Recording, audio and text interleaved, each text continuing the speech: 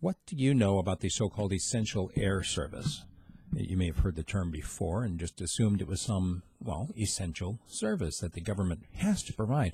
There are 175 small airlines, we're talking about commuter services mostly, that are being subsidized around the country, 60 of these in Alaska alone. Think about that. That's a lot of subsidized air service. In some cases, they've been documenting flights with only one person aboard.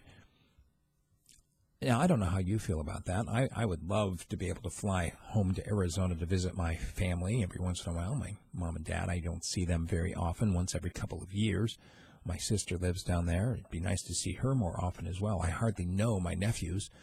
You know what? It'd be nice to go and visit some of my friends in other places as well. I have friends actually all across the country and around the world. I've got some friends in the Czech Republic as well. Should my air service be subsidized because I don't want to pay for it or because I can't afford it? How essential is this essential air service? And Senator Murkowski said it's called essential air service for a reason. Right. Is it essential because somebody has chosen to live someplace where the only way to get there reliably and quickly is through an airline? Does that make it essential because of somebody's choice to live out there? If I decided to move to an island, would it be considered essential service for somebody to, say, take me on a boat to get to and from my house in the mainland? Would it be considered essential food service? If I decided that I wanted to eat at a certain level that I can't really afford, and since I don't have that money, I think that somebody else ought to subsidize that for me. Do you see where I'm going with this, right? I think it's easy for people to latch on to this issue of the essential air service because right now it's targeted as part of the elimination by the Trump budget.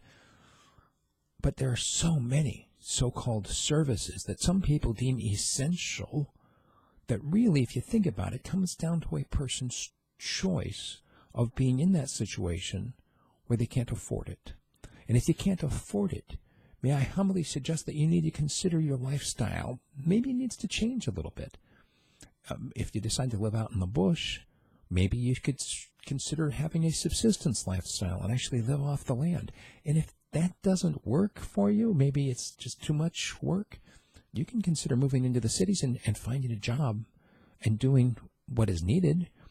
Or, I don't know, here's a crazy idea. Why not look for performing a service or providing a product that people actually want? Then people might actually be chartering flights to go out there to your little community. They want to go there so badly that they are willing to pay for it on their own. But you see, that would require voluntary interaction. And everything about government is involuntary. If they decide that they are going to provide trash collection for your house, you are darn well going to pay for it, whether or not you use it.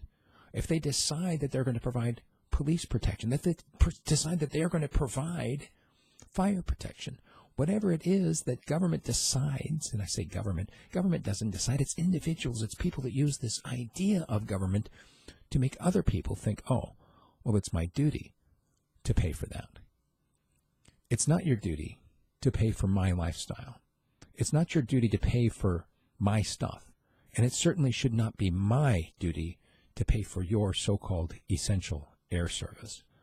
You have a reaction? Send me an email, steve@radiofreespeech.com. Thanks.